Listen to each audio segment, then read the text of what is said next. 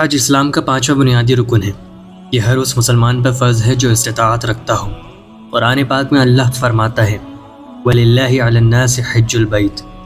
حج ہمیں اتحاد سکھاتا ہے، مساوات کا پیغام دیتا ہے اور دلوں میں تقوی کی شمع روشن کرتا ہے۔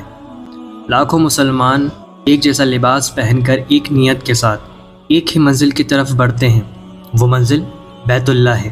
نبی کریم صلی اللہ علیہ وسلم نے فرمایا جو شخص اللہ کے لیے حج کرے اور فحش گوئی اور گناہ سے بچے، وہ ایسا پاک لوٹتا ہے جیسے آج ہی ماں کے پیٹ سے پیدا ہوا ہو۔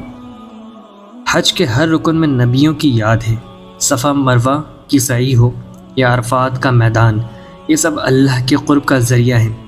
دعوت اسلامی جیسے ادارے ہمیں سنتوں کے مطابق حج کرنا سکھاتے ہیں، تو آئیے ہم نیت کرتے ہیں، صرف جسمانی نہیں روحانی حج کی بھی۔ اے اللہ ہمیں اگلے سال حج بیت اللہ کی سعادت نصیب فرما۔